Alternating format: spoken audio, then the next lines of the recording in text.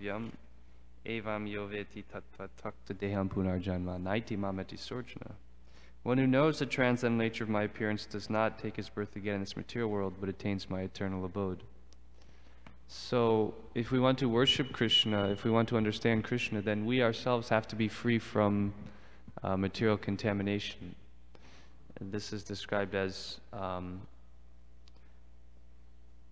it says here, Prabhupada is saying, he makes further progress after liberation to engage in the service of Radha and Krishna.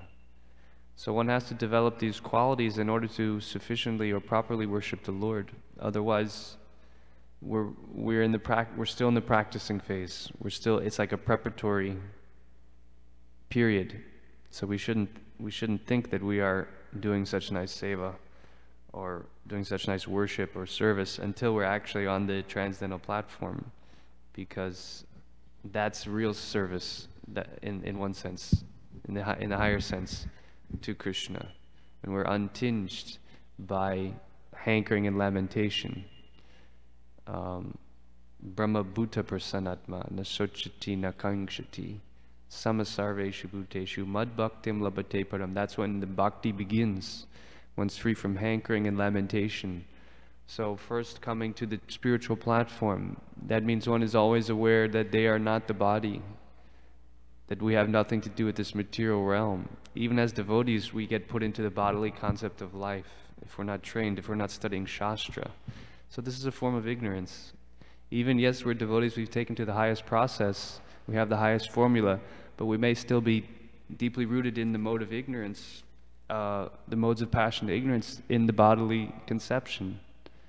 When we go through our day identifying ourselves and others with the body, that means that all of our consciousness, our energy is being depleted. It's being sapped by being absorbed in temporary, illusory reality.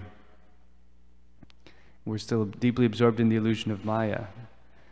So by the intensity of our devotional service, by the mercy of Guru and Krishna, then that transcendental awakening happens successively, to successive degrees, wherein by engaging very intensely whatever our service is, by really giving it as much as we can, then Krishna lifts us out of that conception, and we realize we can act, but not being so invested in that bodily concept of life. It's a type of liberation. Therefore it's described as a type of freedom. We're being freed from that mode of ignorance. But until we really decide or make that endeavor, then we remain, that tinge of ego is very strong in our consciousness. So the idea, by serving Guru and Srila Prabhupada's mission, that we get that enough mercy and Shakti, that we can transcend that platform of material consciousness. And then from that the spiritual position, Krishna says, then real bhakti begins, because you can't really offer Krishna our heart if our heart is invested with so many material investments.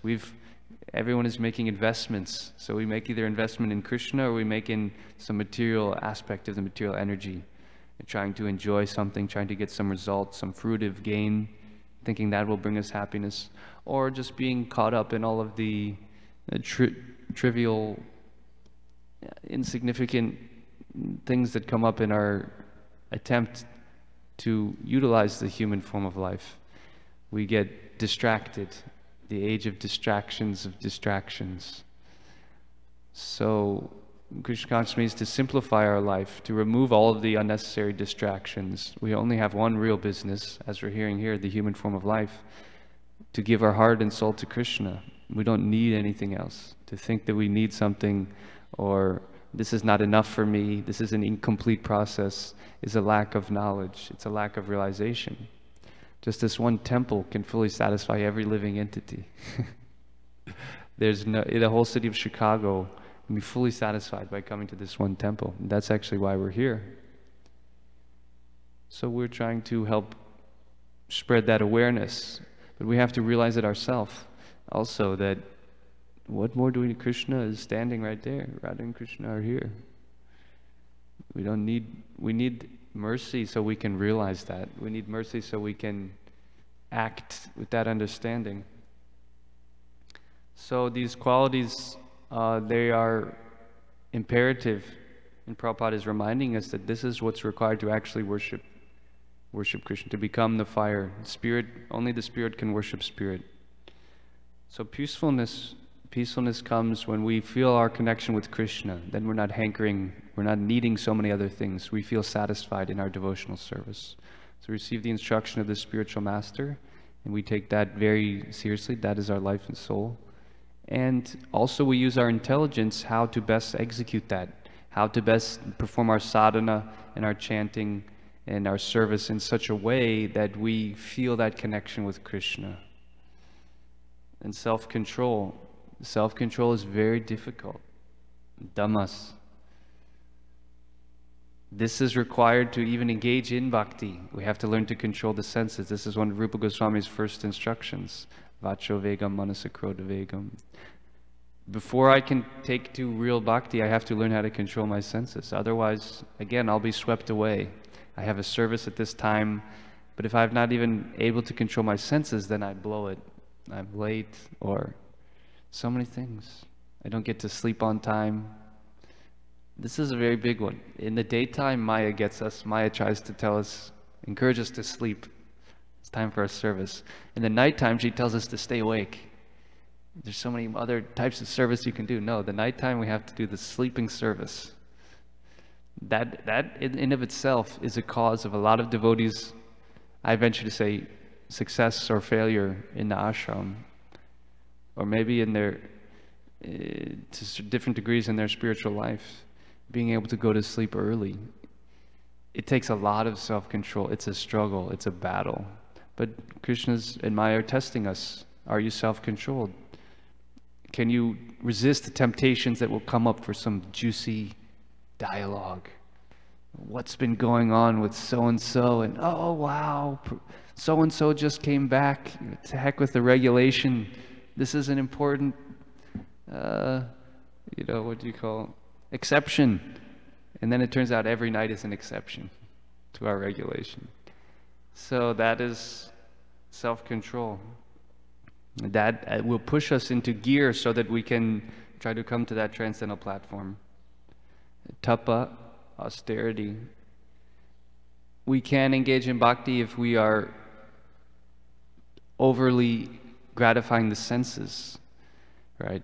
The human form of body means the senses. And in the animal species, Prabhupada explains that the animals, they have generally one sense which is prominent. The elephant, the sense of touch. They catch the elephant by having a she-elephant rub against it, and he becomes bewildered, wow, and he chases after her. So his sense of touch. And then there's the fish, the tongue. The fish is caught simply because he can't control his tongue. He sees something, he doesn't see the hook, he just goes for the food, and he's caught like that. So the examples are given in the animal kingdom, but Prabhupada says in the human form of life, the Shastra says, actually all the senses are very uncontrollable. We're being dragged by sense, sight, smell, touch, everything. Very powerful in human life.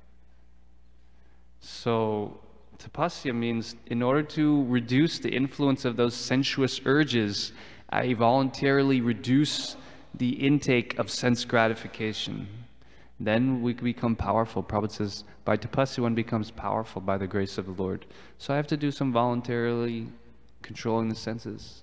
You know, for brahmacharis also the eating. In the Kishori temple, we are having a big feast every day. No doubt, Vishwakarma Prabhu and the team, it's a buffet. It's a 10 or 20 course buffet every day. But brahmachari is not meant to eat like that. That is generally for the public, to attract them. But those who are seriously taking up the sadhana, they begin to, okay, I have to be selective. I have to keep it simple.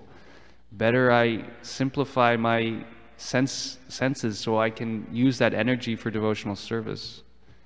You know, how do I want to enjoy? Do I want to enjoy materially? Because the prasad is spiritual, but generally my approach to it or my enjoyment of it may not be so spiritual. So where am I going to get my rasa? Is it going to be in that big glubjamin? That's good. But it can also be from a deeper degree of intensity and desperation in our service, in our chanting. and that will purify us. This is the Shreyas and Preyas, the short-term and the long-term benefit. So different aspects of the austerity are there to help us. And eating is a big one. The tongue is the most uncontrollable sense. That's what we're supposed to chant every day before we honor prasad. Very difficult. And Prabhupada always mentions it goes in a straight line. The tongue is voracious. Many successes and failures again from being able to control our tongue, and also in how we're speaking. That is also tapasya. That's also austerity. Just speaking whatever is required. We don't need to invest so much energy in the material energy. Srila Bhaktivinoda Thakur says, material education simply makes one an ass or a fool, because he becomes more invested in asat, in illusion. So our general approach as devotees to the material energy is very cautious and more on the removed side. There's so many things to learn about. Even just learning about one thing, like even health. You could spend lifetimes just learning about Ayurveda. But we just need to do what's required. Better we take our time in this lifetime to study Bhagavatam, right? We have so much Shastra. Even one lifetime is not enough. So that is encouraged. Then Saucham, cleanliness or purity. That is primarily achieved in this age through the chanting of the holy name. Oma Pavitra Pavitrava. By chanting, by being connected with Krishna, automatically we're pure. That is the highest or higher form of purity. One can be Saucham, clean externally, but how to cleanse the heart, and that's really who we are, was the soul. So if the heart is dirty, only the holy name actually in this age has the power to cleanse the soul and purify the soul. And that helps us to awaken humility, because we can't chant the holy name unless there's a sense that I'm not great. I'm not so great that my mind or I think I am. So, Cheto Darpana Martam, to cleanse, we require that all-powerful and merciful holy name. There's nothing sweeter, the sweetest of the sweet, the name of Krishna, who is not different from himself. That is the best means for achieving all of the Brahminical qualities and achieving the highest success of the holy name. And so we want to move in the direction to be able to take shelter at every moment, Kirtanya Sadahari, of the holy name. Honesty, I was wanting to spend some time on that one also. It's one that in Kali Yuga, it is quite amazing actually when we hear about the great kings and Rajarshis and their honesty. We hear about Dasarath Maharaj, who on the vow of his honesty had to banish Ram to the forest. It's inconceivable. I can't even fathom it, because I'm coming from such a untruthful background and time period. But he was they're so strict to that principle of dharma that at any cost, you have to take my son. Also we see in Nityananda's pastimes, Hadai Pandit, he had to give away Nityananda. But that was the principle of dharma. So it's difficult for us to wrap our mind around it, but that's how important that quality is.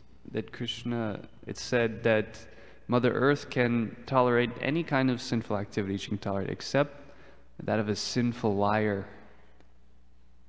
That she can't bear the burden. She can bear the burden of so many other things.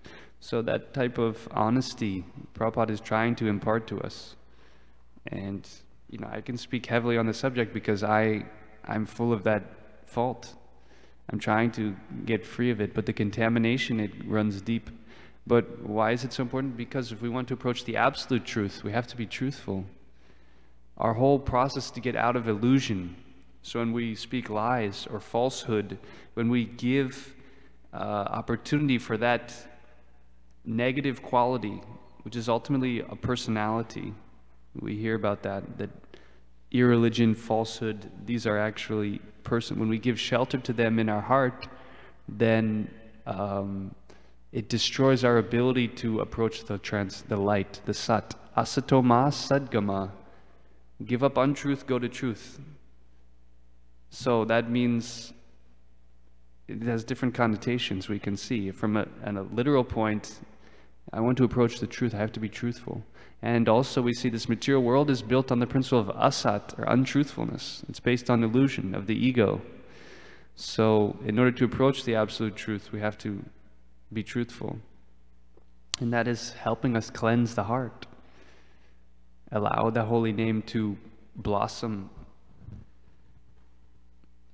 And that also includes simplicity.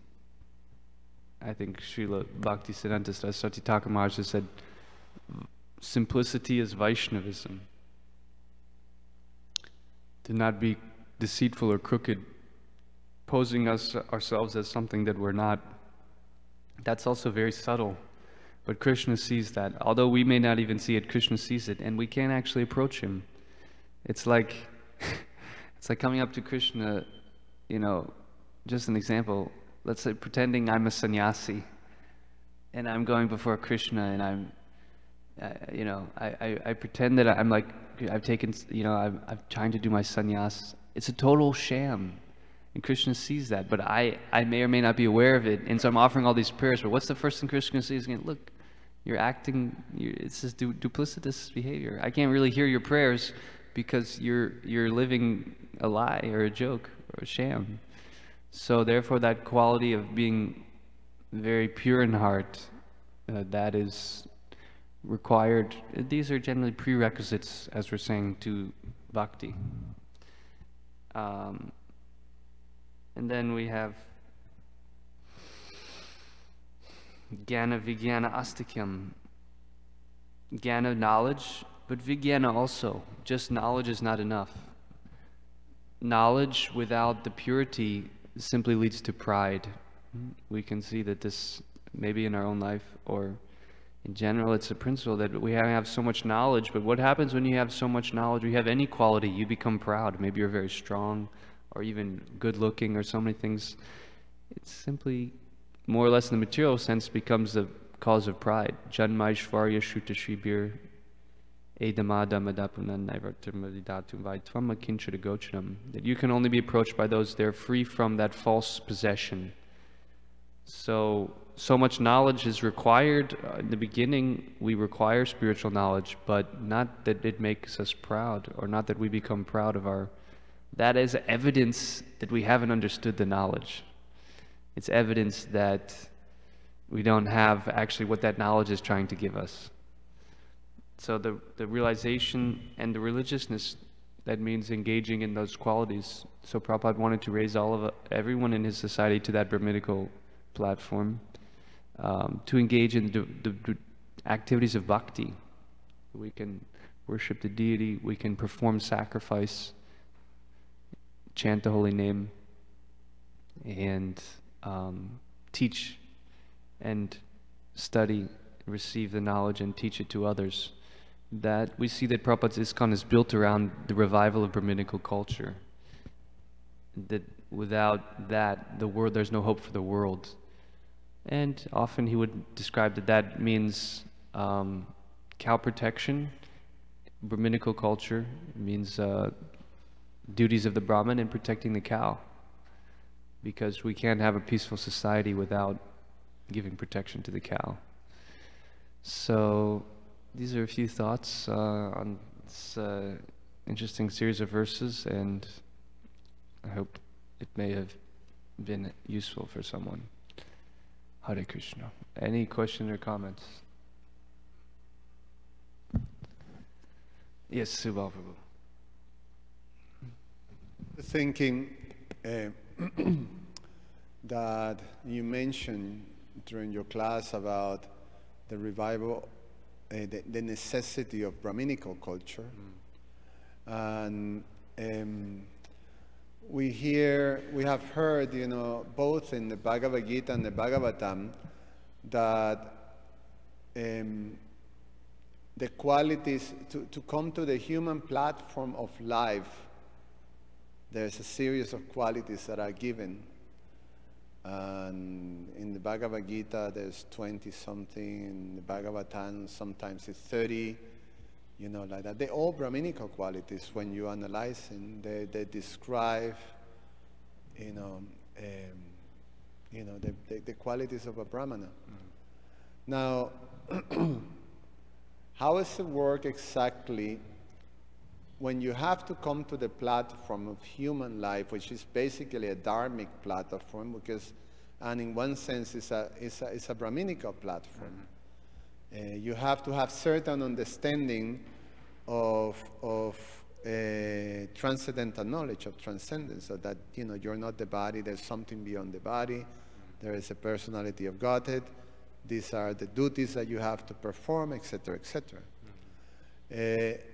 So how does it work when you have the overarching Brahminical culture and the Brahminical qualities that everybody have to develop when, a Sudra, how a Sudra have to, to be in a human platform, in a dharmic platform, or a Vaishya or a Kshatriya. From what I understand, that list that's coming in the 7th canto, Narada's describing, these are the qualities to become a human being. And they are, as you're saying, Brahminical qualities. They're revolving around ultimately worshiping the Lord, but being truthful, honest, peaceful, giving up pride, false ego. Those are what's required in the human form of life. But from what I understand, the application of those qualities will be different, because even according to Bhagavad Gita, Shudra, he is a very actually edified person. He's very loyal, he's very accountable and hardworking. The Kshatriya also very heroic, but the way that they will manifest according to one's swabhava, their nature, their conditioned nature will be different. So to come to the human form, it basically means to come to the human form platform, one has to be a religious person, a righteous person. He has to live by the qualities of Dharma. But the Brahminical, amongst that, the Brahminical qualities or activities, because ultimately a Brahmana, we find that a Brahmana is one of the Varnas. So it means his type of work that he does is based on, this is his nature. His quality of work will be teaching, studying, like that. Another one's quality of work may be more administration or militant. Another quality of work. So that is the propensity, that's how he can maintain those qualities in a different Varna, in other words. One can be hearing the Shastra, one can be truthful as a Kshatriya, or he can be exemplifying those qualities even as a Shudra. That's my understanding of that passage, of those qualities. But the idea is actually an evolution, that just because one has been born in a certain circumstance, but Prabhupada said we can elevate people to Brahmins, to first-class Brahmins, and that's actually what he did. So, therefore, the qualities of the Brahmin are given more the qualities are mentioned, the qualities, not so much just your physical activity, but you develop these qualities and you can become a Brahmana. Anyone who's a devotee is automatically a Brahmin. So we're not so much actually concerned with the Brahmin as as a Varna, but more in the transcendental qualities which are required for bhakti. Through bhakti, no matter what you are, you're already higher than a Brahmana.